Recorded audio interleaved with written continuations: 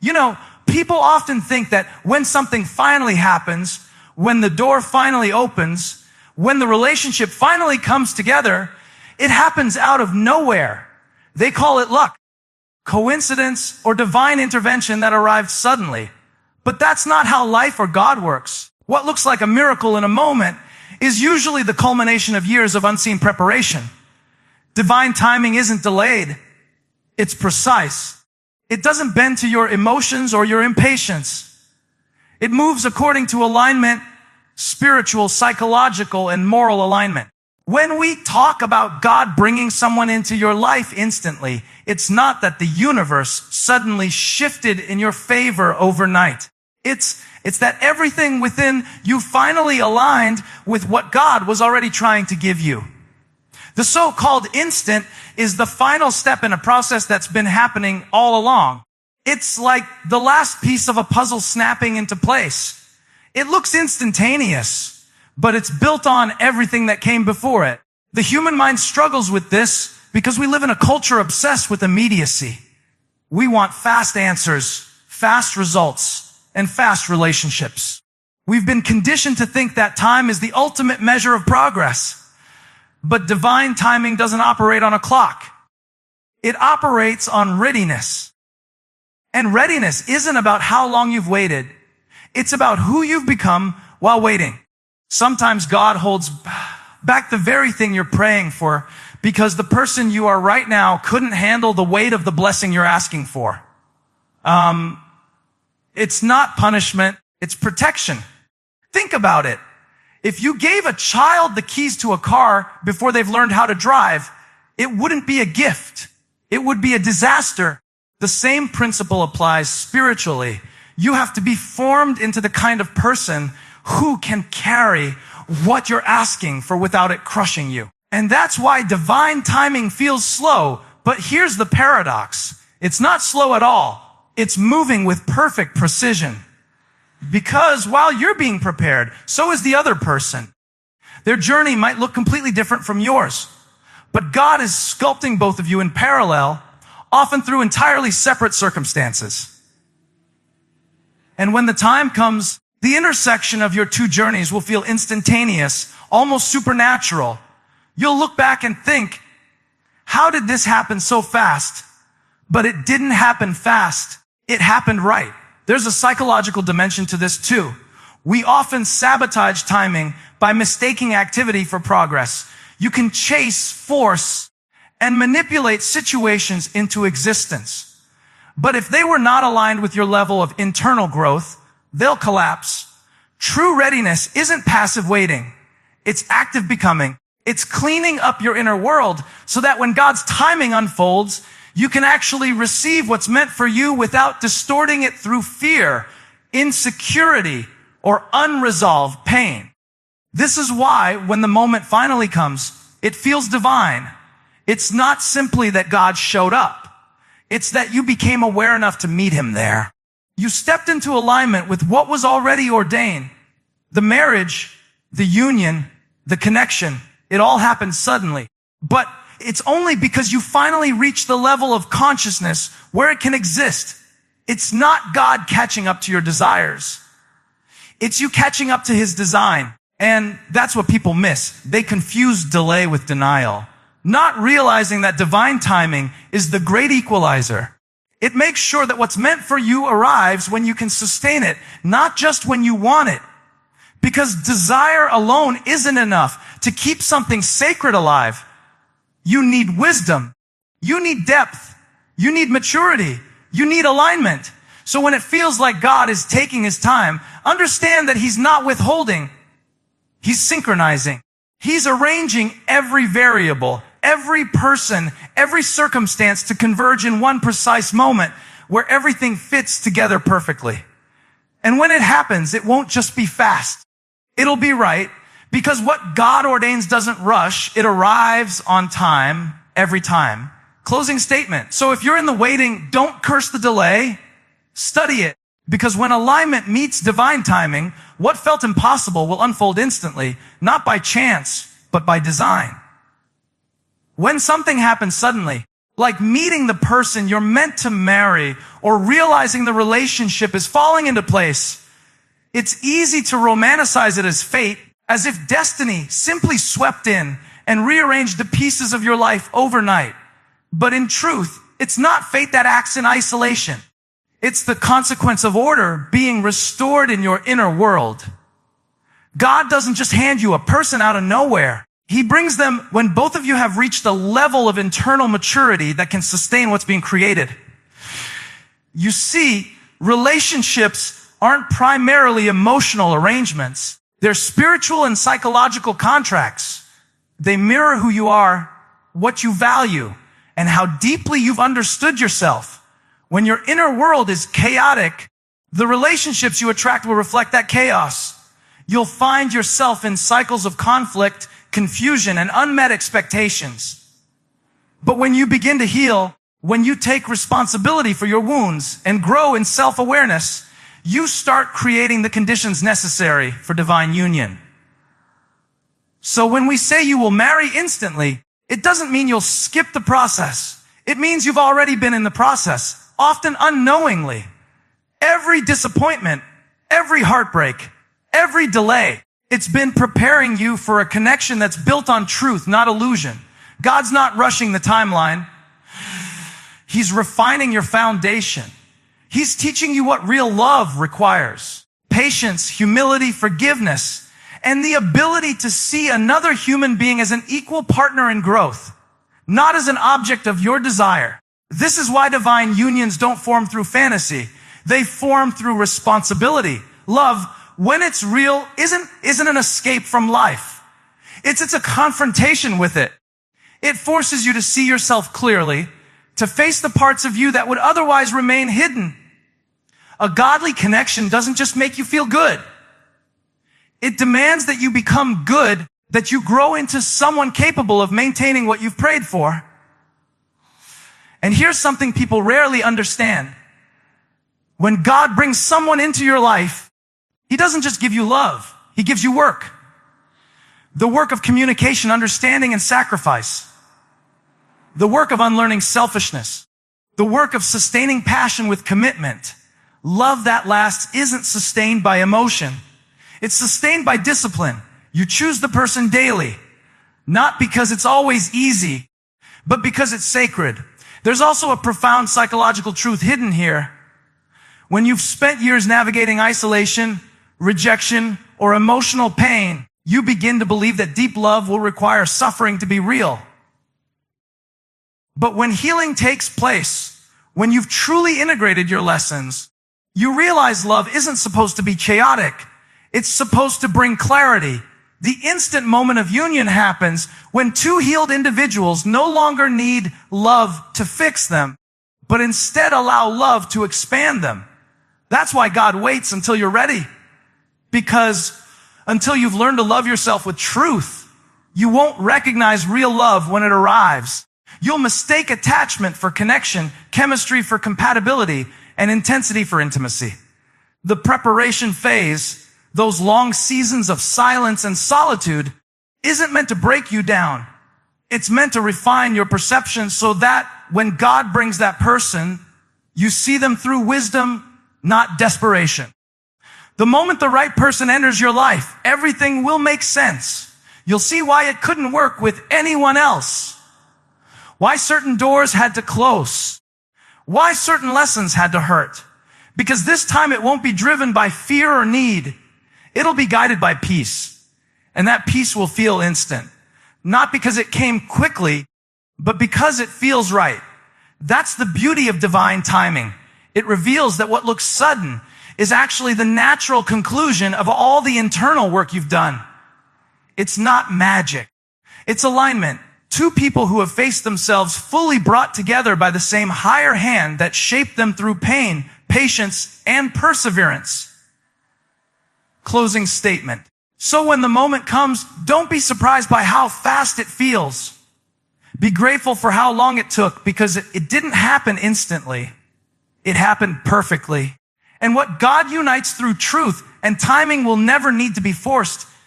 It will simply be. There's something profoundly mysterious about recognition. The moment your spirit seems to know something before your mind has time to catch up, you meet a person, you exchange a few words, maybe even just a glance, and there's an undeniable familiarity. It's as though something in you whispers, I know this soul. And this is where divine connection transcends logic, because it's not the intellect that recognizes truth first. It's the spirit. The intellect catches up later once it begins to observe the alignment between what feels deeply right and what logically makes sense. Many people misunderstand this kind of recognition as infatuation or chemistry. But it's not that infatuation blinds you. Recognition clarifies you. It doesn't create chaos. It brings peace.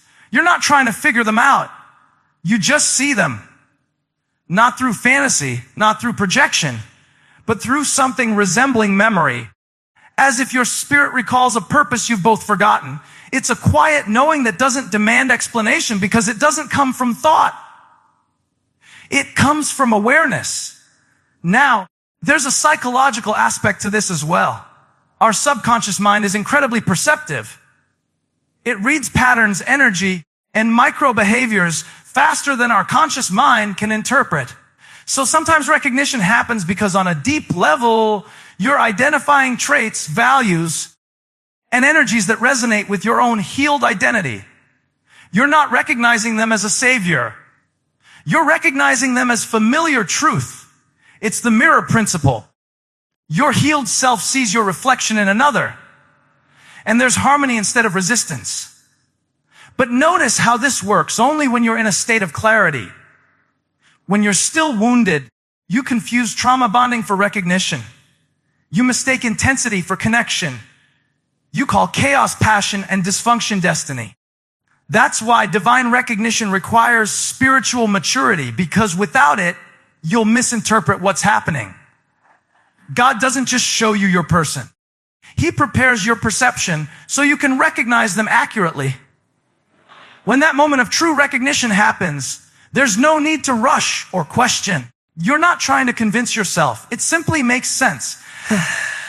And that's what separates divine connection from emotional impulse. The mind might still ask questions, but the spirit is already at peace. There's no panic, no fear of loss. No desperation to possess, just a calm awareness that this person belongs in your story. And in that awareness, you begin to see God's orchestration at work. This is why the meeting feels instant, because it's not the beginning.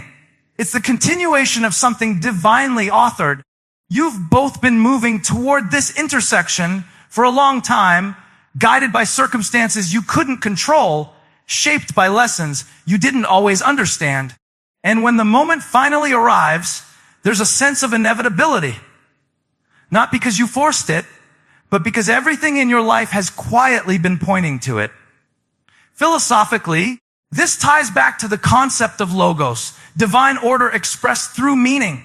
Recognition happens when two people's lives, stories, and values align. Values align under the same pattern of truth. You're not just compatible, you're coherent. You fit into each other's narratives, not as an escape from the world, but as an expansion of purpose. You find that your missions align, your convictions harmonize, and your differences complement rather than compete. That's the spiritual architecture of divine relationship. It's not arbitrary. It's symmetrical. And the beauty of it is that this recognition brings rest. You stop searching, not because you've given up, but because you've found alignment. You no longer need to analyze or chase. You simply receive. And when you do, it doesn't feel like an interruption to your path. It feels like the next chapter of it. That's how you know it's divine. It doesn't derail your growth. It deepens it. So if you ever find yourself in that moment of clarity, when everything in you quietly says, this is right, trust it, but test it through patience, not impulse. Because what's from God won't need to be forced to fit. It will simply settle into place. Recognition is not meant to create urgency. It's meant to awaken reverence. Closing statement. When your spirit recognizes someone before your mind does, don't rush to explain it. Learn to understand it. Because sometimes God doesn't introduce you to a stranger. He reintroduces you to destiny. When people think of things happening instantly, they often imagine speed, something abrupt, almost miraculous, as if it appeared out of thin air. But that's not how divine alignment works. What feels like acceleration from the outside is actually precision from the inside. When two lives are in sync mentally, spiritually, emotionally, what once seemed impossible becomes natural. There's no resistance, no confusion, no endless cycle of uncertainty. Things move quickly, not because they're rushed, but because they're right. You see, alignment is what makes acceleration possible. It's the principle that when all parts of your life, your faith, your purpose, your values are oriented toward truth, things start moving at the pace of clarity. That's not impulsivity. That's divine momentum. And God works in momentum, not stagnation. When you've done the inner work and surrendered your timeline to Him, He doesn't need 10 years to align you with what's already prepared. He just needs your willingness to move when He says move. The problem is that most people confuse waiting with stillness and movement with chaos. They think waiting means doing nothing, when in reality, it means working internally while trusting externally. They think moving fast means recklessness, when in truth, it can mean obedience. There's a kind of speed that's born not from desperation, but from certainty. It's when your decisions are informed by conviction, not fear. So when God brings someone into your life and the relationship starts unfolding quickly, it doesn't necessarily mean it's too fast. It might mean you're both finally aligned. The lessons have been learned. The self-sabotage has been dismantled. The emotional immaturity has been replaced by spiritual discernment. At that point, love doesn't need to crawl. It can walk confidently, even run, because both of you are moving in rhythm with divine order. Psychologically, alignment is about congruence. The inner and outer world working together without contradiction. When your thoughts, actions, and values align, you create what psychologists call cognitive harmony. In relationships, this looks like shared purpose, mutual respect, and emotional transparency. When two people carry that kind of harmony within themselves, their connection moves smoothly because there's no battle between fear and desire. The mind isn't fighting the heart. That's what allows love to unfold rapidly. It's not being resisted by the past anymore. Theologically, alignment is a reflection of divine order. God's design isn't random. It's structured. When He brings two people together under His order, the process doesn't feel forced. It feels fluid. The relationship moves at the speed of revelation. You both recognize what's happening, not through emotion, but through confirmation. Every step feels guided. Every moment purposeful. And that's why divine relationships can sometimes progress faster than the world expects, because they're not bound by human doubt, but fueled by spiritual assurance. But here's what's important. Acceleration doesn't mean skipping the foundation. When God accelerates something, He's not bypassing the process. He's completing it through understanding. The emotional, mental, and spiritual preparation has already been done behind the scenes. So when two prepared individuals meet, the union doesn't feel rushed. It feels overdue. You don't need years to discern what has already been confirmed in spirit. Think about it like this. A seed doesn't sprout the moment you plant it. It grows underground long before you see anything. Then one day it breaks through the soil seemingly overnight. But that overnight moment is the product of consistent, unseen development. That's how divine unions work. When they finally appear, they move fast because everything beneath the surface has already taken root. So alignment is not about how long you've known someone. It's about how deeply your lives already mirror the same truth. When you meet someone who has walked their own path of growth, who carries the same integrity, vision, and spiritual awareness, the connection doesn't require convincing. It just clicks. You both recognize that what's unfolding isn't coincidence. It's culmination, closing statement. When you align with God's order, you no longer chase love. You attract it at the speed of purpose. And when the moment comes, don't doubt the pace, because what's divinely aligned will always accelerate. Not because it's rushed, but because it's ready. There's something deeply psychological about divine timing. People often think that when love appears suddenly, it's because God decided to move quickly. But in reality, that instant moment is the result of a long, invisible process of healing and transformation. You attract not what you want, but what you are. And that's not just a poetic idea. It's a spiritual and psychological truth. When you're broken, you'll resonate with brokenness. When you're whole, you'll resonate with wholeness. The relationships in your life are mirrors reflecting the state of your internal world. That's why God spends so much time working in you before he works for you. The waiting, the heartbreaks, the seasons of isolation, they're not punishment. They're purification. They're the dismantling of illusions about what love is supposed to be. Because until you've faced your own emotional immaturity, your own avoidance, your own pride, you can't sustain what you're praying for. You might be able to attract it, but you won't be able to hold it. And divine love, real covenant level love, isn't something you visit. It's something you're entrusted with. Psychologically speaking, human beings tend to recreate what's familiar, not what's healthy. If you grew up around chaos, your nervous system will interpret peace as boring and unpredictability as passion. That's why so many people unconsciously seek out partners who replicate their unresolved childhood patterns. The mind seeks comfort in familiarity, even if that familiarity is painful. But God, in his mercy, disrupts that cycle.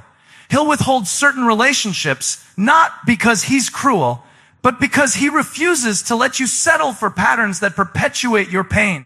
He wants you healed enough to recognize peace when you see it and to choose it when it comes. So, when you finally meet the person who's truly meant for you, the connection feels different. It's calm. It's grounded. It's not marked by obsession or anxiety. There's no need to chase, no need to prove. It's not the emotional roller coaster you've mistaken for love in the past. And that's what confuses so many people. They think divine love lacks intensity because it doesn't come with chaos. But real love isn't supposed to shake your foundation. It's supposed to become part of it. There's also something philosophical here about the nature of readiness. Readiness isn't about having everything figured out.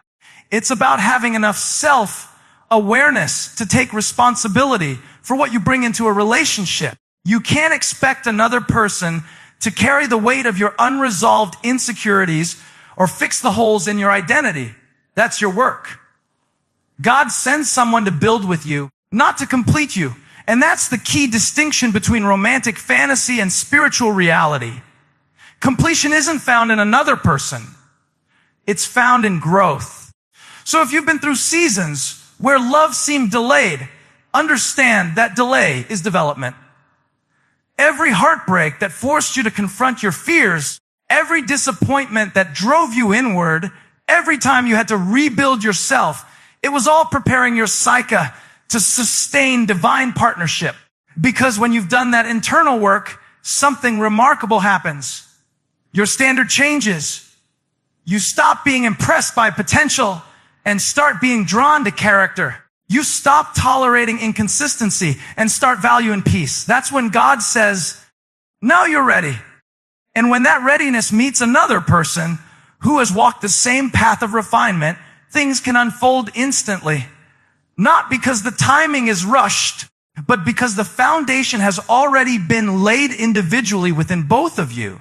The union is simply the meeting point of two journeys that have been moving toward each other all along. So what looks like instant marriage isn't about haste. It's about harmony. It's two people who no longer operate from fear meeting at the intersection of healing and purpose. They recognize that their connection isn't here to fill a void, but to expand their calling. And that kind of love doesn't just happen to you. It happens through you once you've become ready for it. Closing statement. God won't send your person to fix what you refuse to face. He'll wait until you've healed enough to hold what you've been asking for. Because divine love isn't given to the unprepared. It's entrusted to the transformed.